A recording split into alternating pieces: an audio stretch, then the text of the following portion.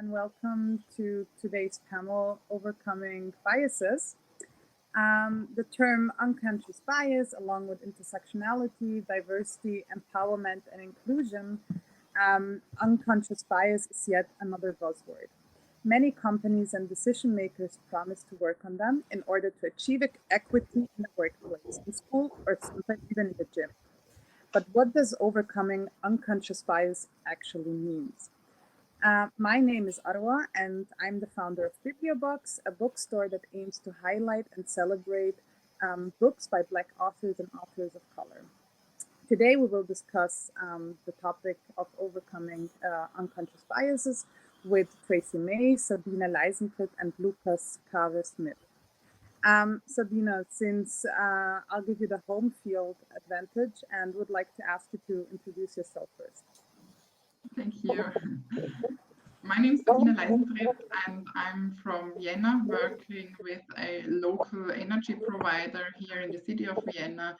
And I'm working in human resources. I'm heading a team of 6 HR professionals, mainly HR business partners and employment law specialists.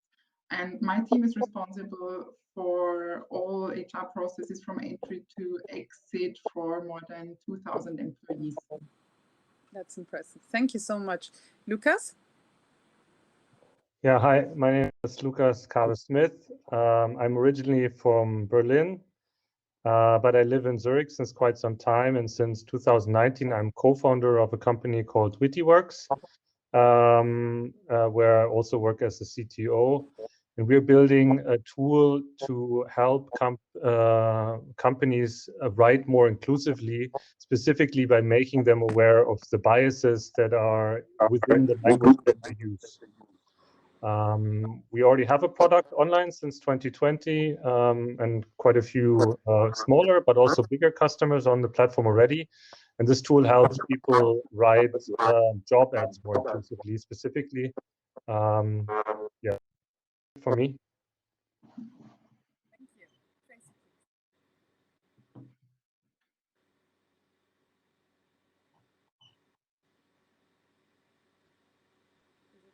Tracy? Sorry, Arwa, we seem to lost your sound a little bit, so I'm assuming it's my turn, so I'll jump in. So hi, everybody. Good morning, good afternoon, wherever you're signing in from. My name is Tracy May, and I'm CEO and founder of an organization called the Diversitas Group, and we are based in the Middle East, in Dubai. And really what our focus is on transforming culture in organizations so that culture can be more inclusive. And to that end, we work a lot on shifting leadership behaviors. Our focus is senior leaders. We do skill building, we do executive coaching, and we work with senior leaders to create inclusion strategies so that culture can be transformed. Our focus is on behavioral shift. So our assumption is there's lots of knowledge out there, which is wonderful, but knowledge doesn't shift behavior. It's how we apply that knowledge. So we like to form long-term strategic partnerships with organizations, and we work across the globe, even though we're based here in Dubai.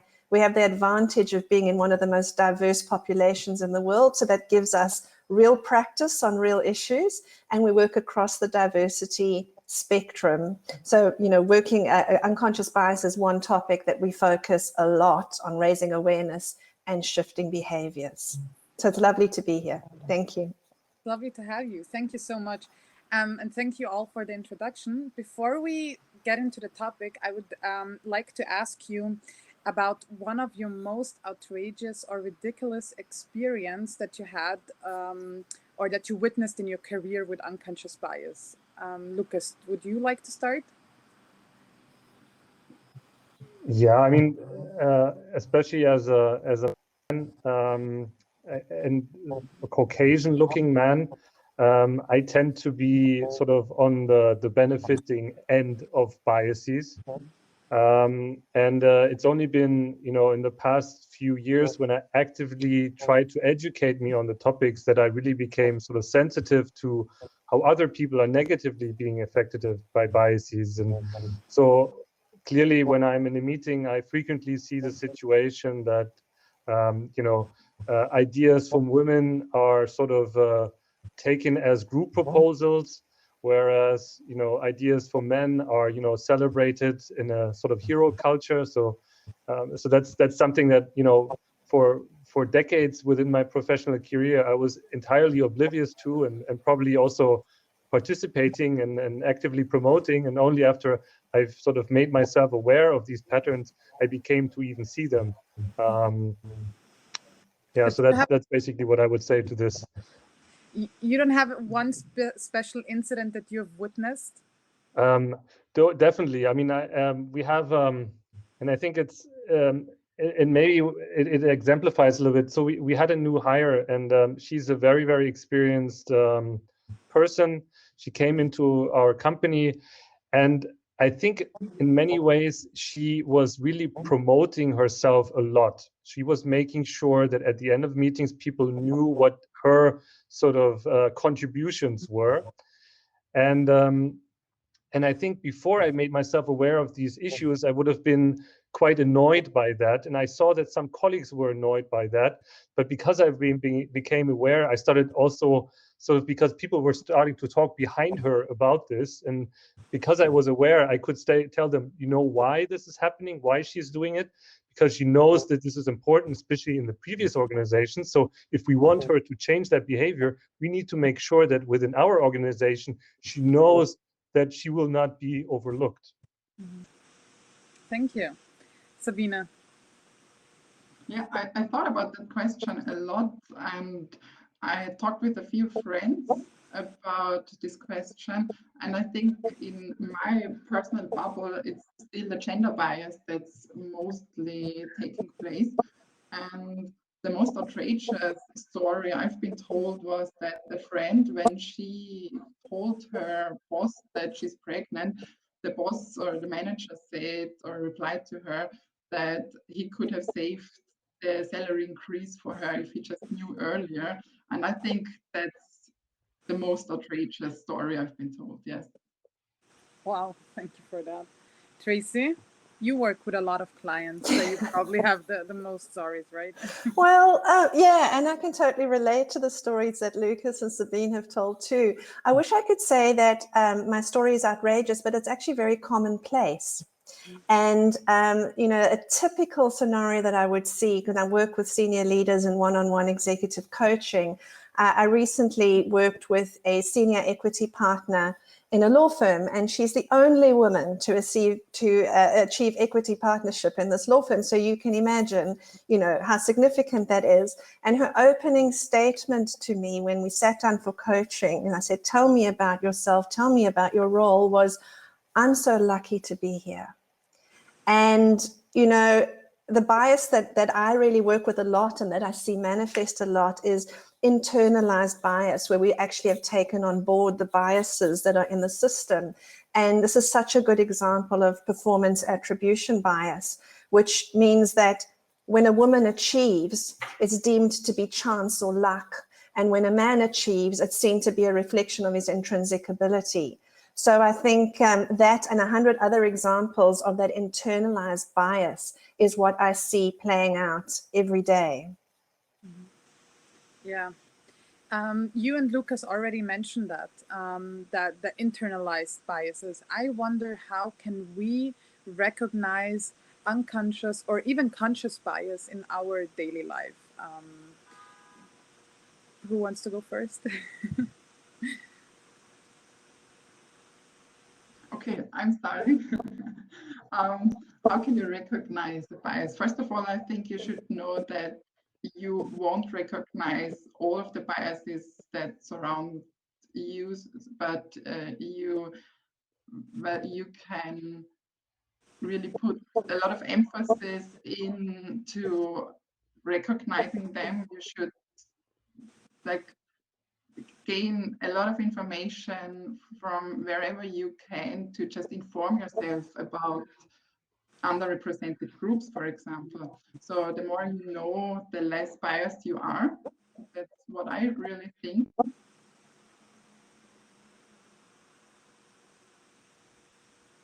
Is it me or is it Sabine? Yeah, she's stuck for me as well. In HR. Ah, there she's back. I'm sorry. Yeah, you were stuck for a minute. the second point is when you're judging a person, or my recommendation would be to just step back, reevaluate this judgment process, and think about whether you're really judging the person right, or is it just your own bias that takes place here. Mm-hmm. Thank you. I think that was a very important part to people who are underrepresented. How would you see that, Lukas? Yeah, I think listening is very important because you know, when we look at, for example, you know, you may run a survey, right?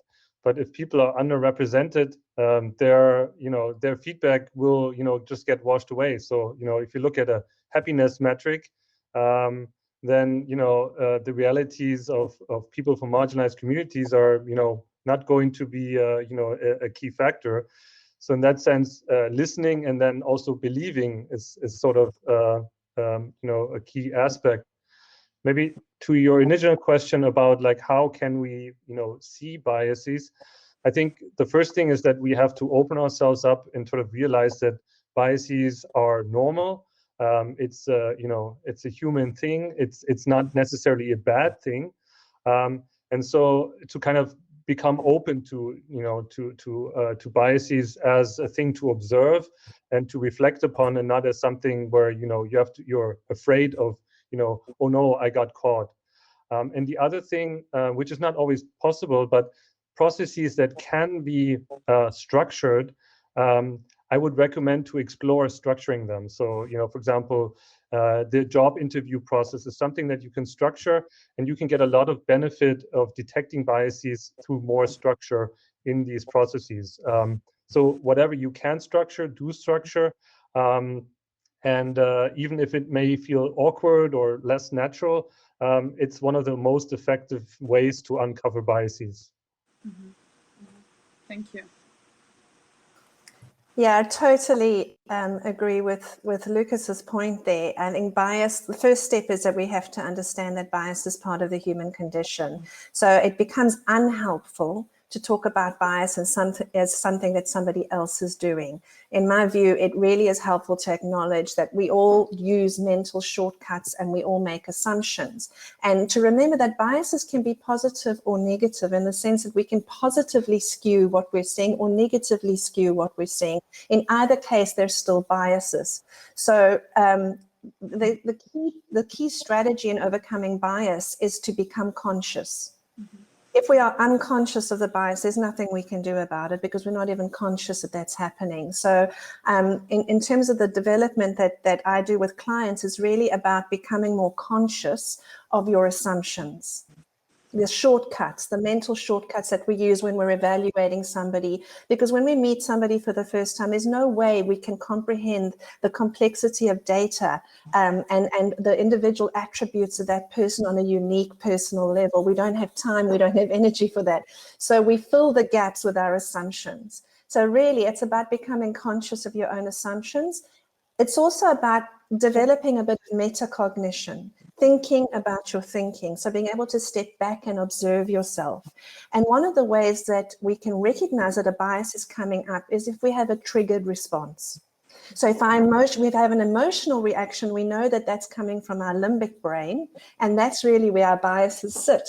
And we could have a positive emotional reaction, or we could have a negative emotional reaction. So it's always useful to step back and go, what's happening for me here? What am I assuming?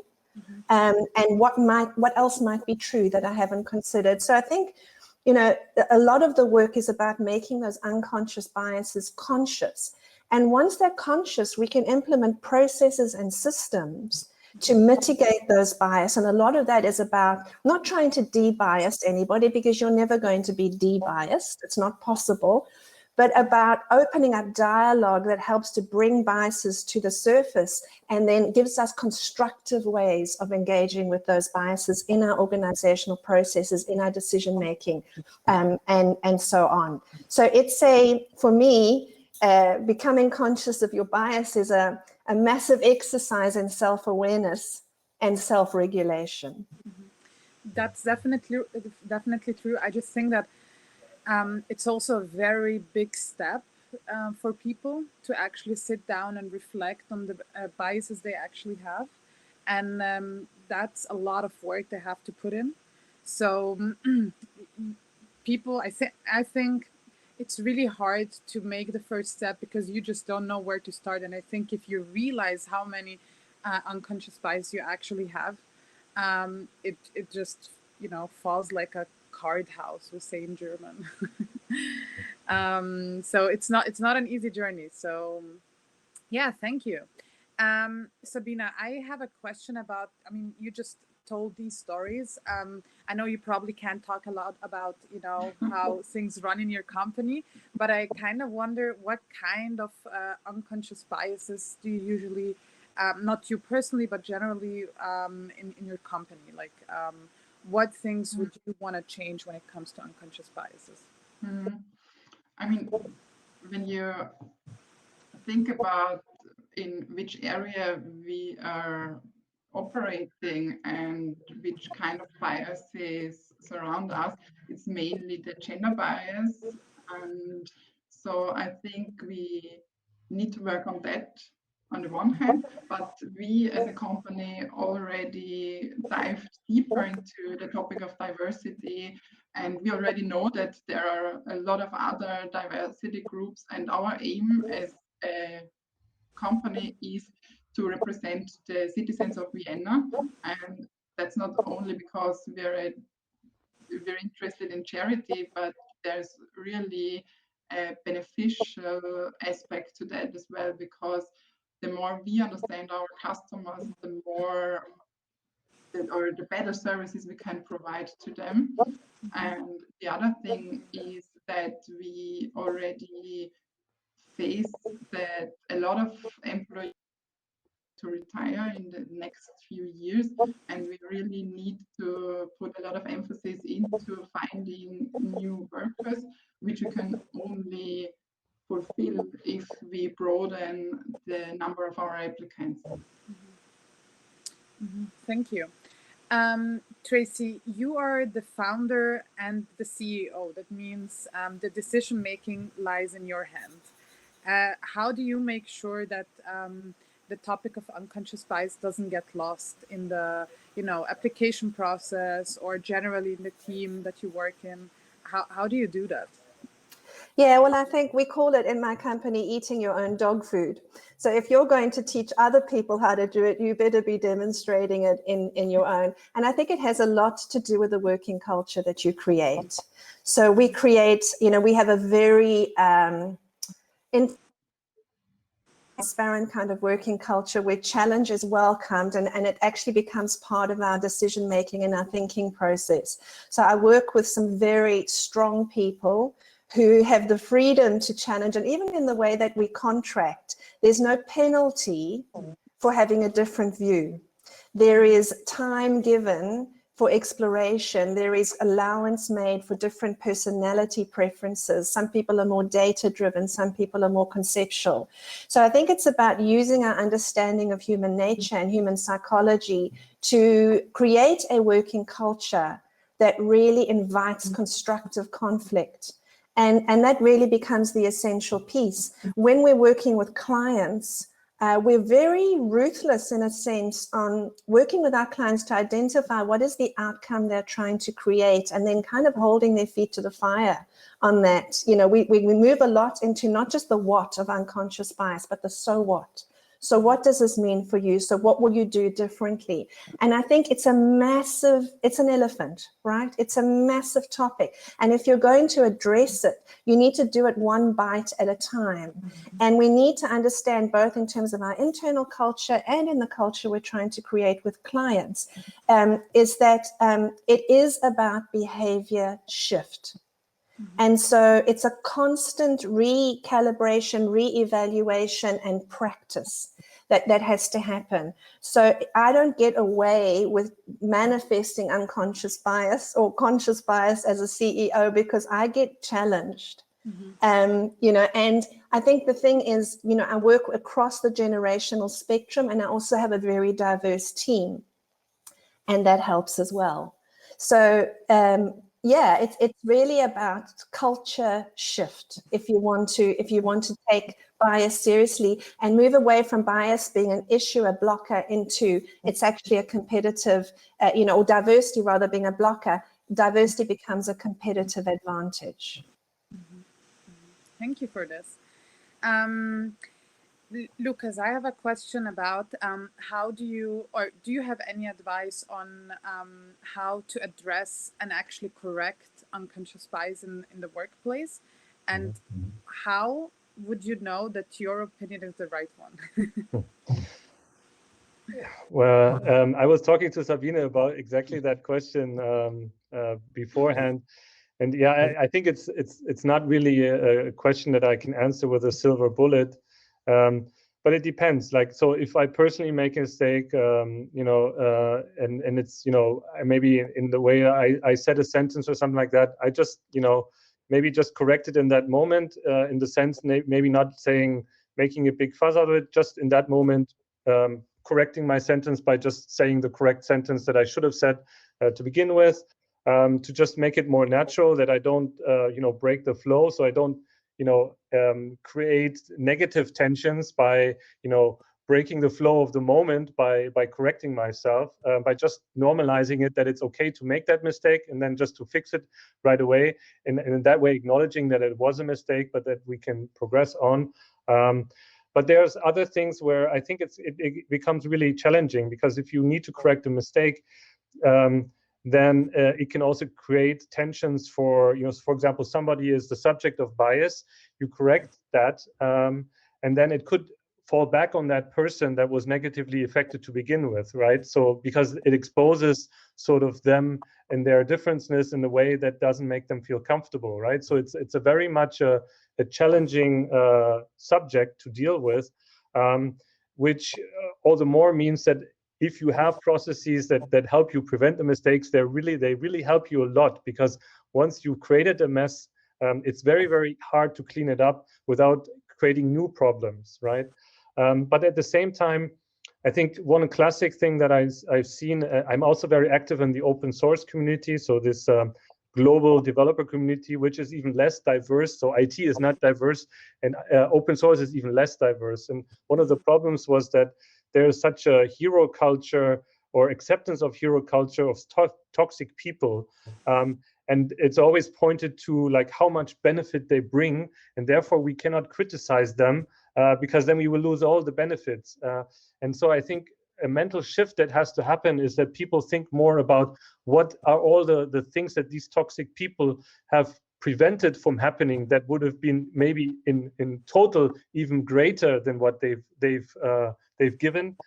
So I think it really is, we have to, and again, that goes to what Tracy was saying, it's a cultural shift. So really, you have to shift your thinking in that moment where you say, okay, but yeah, if I criticize that person for having done something, indulging in their biases, and even if it has become made conscious, still going through, sometimes we are hesitant to criticize or correct, because we are worried about, like, if that person is going to leave them or become less productive, and we don't think enough about like all the productivity that we've killed by allowing them to behave in that way. And I think that's thank you for this, because I really liked what Tracy said about that she's being challenged when she says something, and I think to create an atmosphere of critical thinking and challenging, even like the CEO, should be something we actually still need to achieve in our society, because we don't have that. We still think in very high rate, you know what I mean? And I think the problem is that we just don't know how, or we never learn how to talk to a boss, or to a person who is higher in the position.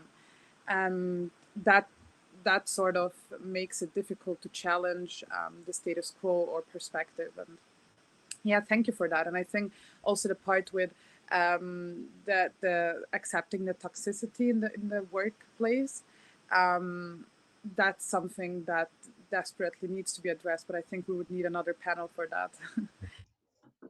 So yeah, thank you for that. I would like to add something here. Please do that. Because we talked about hierarchical structures, and for example, in recruitment processes, when you're dealing with someone that's much higher in rank than you are, you sometimes can just lead the other person with asking the right questions. So you don't always have to blame someone for having a bias or misjudging someone, but you can lead with your questions. For example, what I always do is that I'm openly discussing what I'm thinking. Like, well, I'm still thinking about the fact that candidate A said this, and I'm not quite sure whether we took that into consideration enough. And then also the CEO is starting to think and saying, okay, well, I didn't think about that so far. Good point. And then I think you're much more like leading the process of decision making than blaming someone. Yeah, thank you for this. Yeah, we're almost close to an end, and that's why I would like to ask everyone, what's your call to action for HR decision makers and leaders out there when it comes to bias in their own company? So what's the one thing that you want to tell them how to better or like improve their own company, especially when it comes, I mean, deal more with the biases about ethnicity or race, while there are other countries where gender is a very big topic. I mean, still, it's it's an intersection of so many things, but like one is sometimes one is higher than the other, and so it's probably difficult to give a general advice. But if you could give one, especially from your own experience, which one would it be? Tracy, you can start. Okay, so yeah, I'm trying to narrow it down to one, but I mean, the critical factor is don't demonize bias. Understand that it is a universal human condition, and the moment you do that, you can stop, creating these in-groups and out-groups when it comes to bias, and realize that actually it's our common challenge, that we all have to work on it, and talk about it. Talk about it openly, create a shared framework of understanding. There's an education piece there, and talk about it. And the one thing that is going to help you move past your bias more effectively than anything else is build relationship. Because the moment I build relationship with you, my stereotype melts into the background, and the reality of who you are becomes more present with me. And I know there's a limit to how many people we can build relationship with, but I think we could all build relationship across the diversity spectrum a lot more effectively. Yeah, thank you. Sabine, do you want to go next? Yes, I think what Lukas said was very true, that you need to have structured processes, but I would like to add something here. I think it starts right before that, because I think you should really try to be open with the vacancies you have, and you should really say, or you should really make sure that you are transparent with the positions that are open in your company. And so you should really invite everyone to apply for an open position. And after that, I think it's true, you should really focus on structured processes. And as I already said, speaking up can be done in very different ways. And I think you should always try to speak up in the most suitable way for the situation. Lukas? Yeah, so maybe what I would want to add is that I think the science is pretty clear that diversity is a key factor in innovation and ability to innovate. And innovation is the name of the game.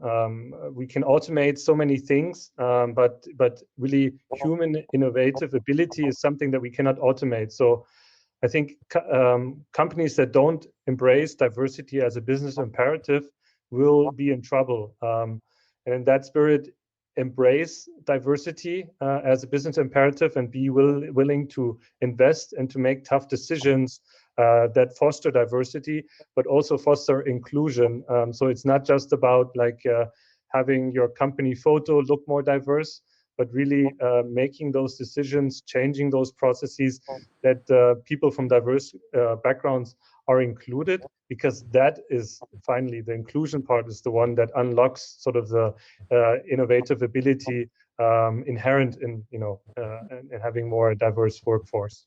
Mm-hmm. And I thank you, and I really like that. But I have, just listening to all of you, I just have a question about who is supposed to do the work when it comes to unconscious bias. Is it the person who is affected by it, or is it the person who carries the unconscious bias?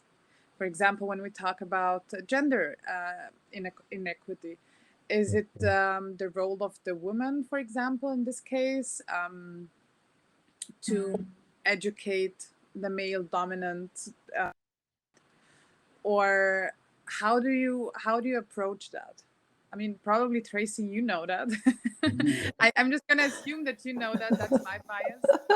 So I'm going to jump in and say something that you may not like here, but I think we need to differentiate between personal bias and systemic bias. So we need to understand that a collection of personal biases become manifest in an organizational culture, and then that becomes a systemic issue, okay?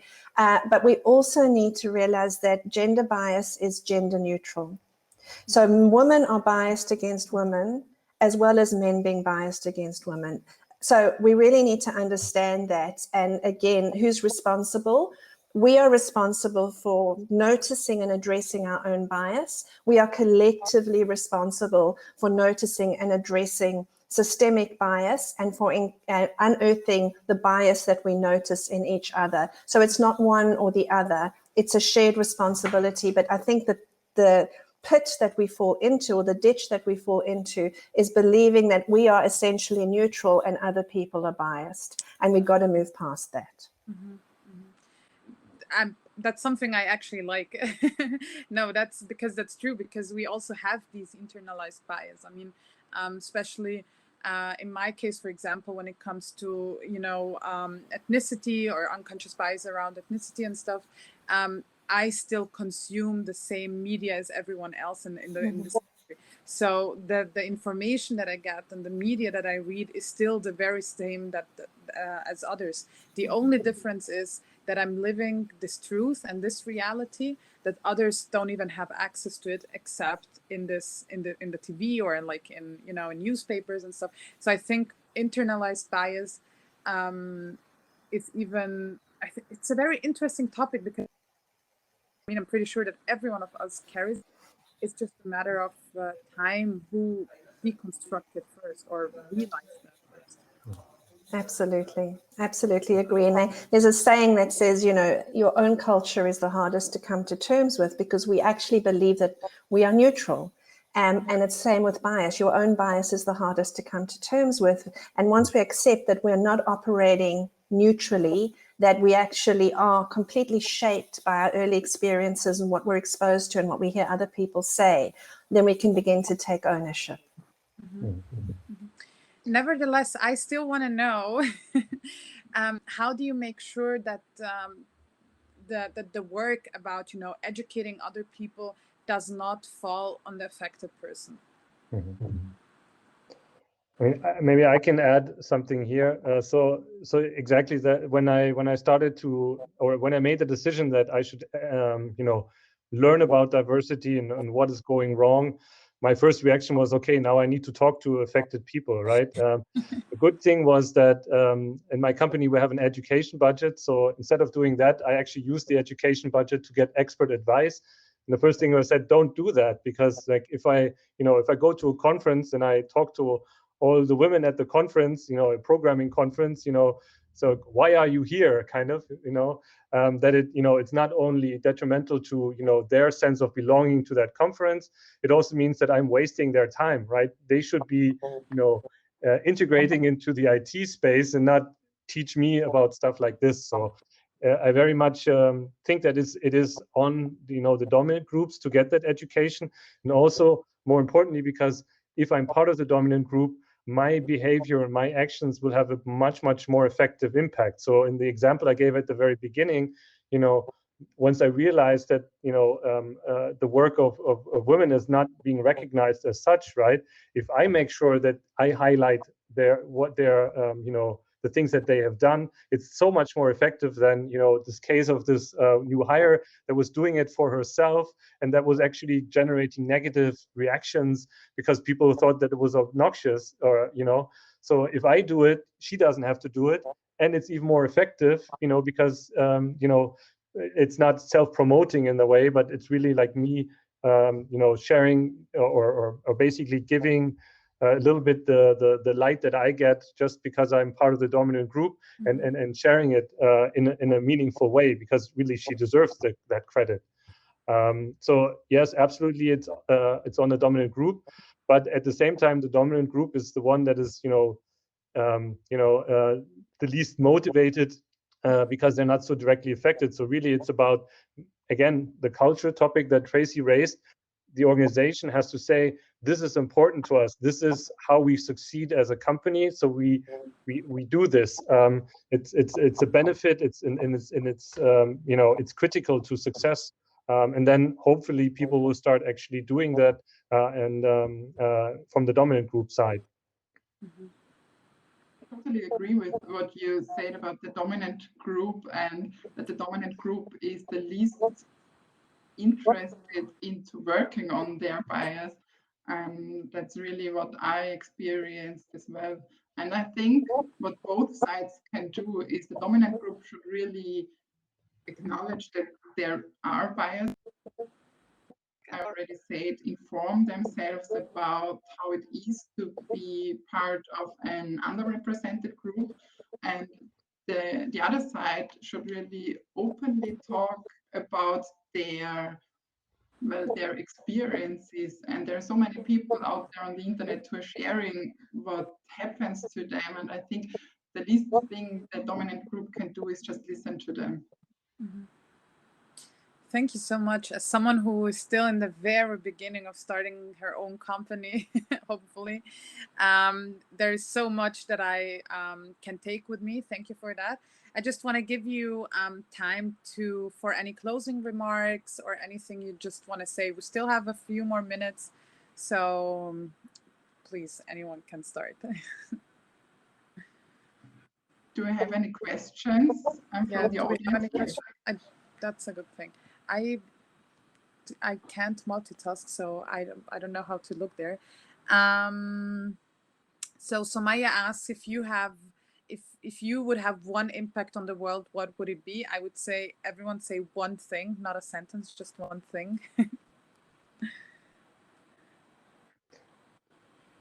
Okay. Oh, sorry, go ahead, Lukas.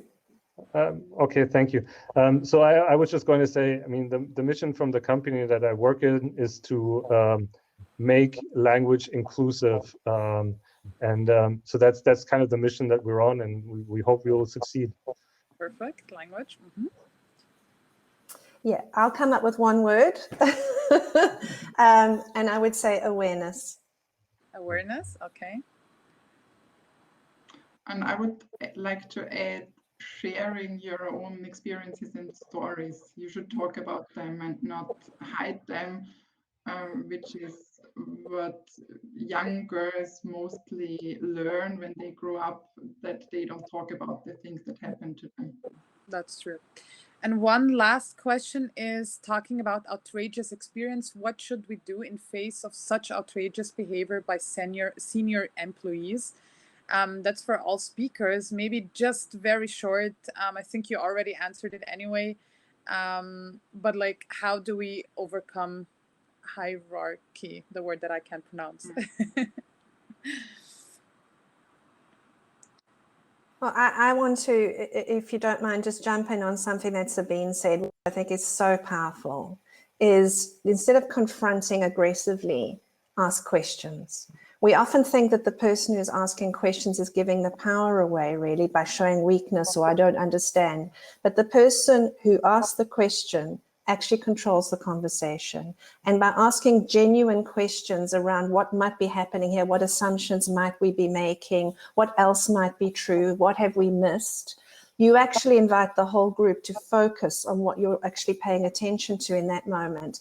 And it really opens up thinking, deepens thinking, opens up awareness. So use the power of open questions and curiosity to explore thinking, to deepen thinking in a constructive, non-aggressive way. And you might be surprised at how powerful that is in making people aware of their own bias. Thank you so much, Tracy. I think these were great closing words. Thank you all for the discussion. I really, really enjoyed it. And yeah, I hope you can have a nice day. And thank you all for the questions that I haven't seen and the comments. Goodbye, everyone. Bye-bye.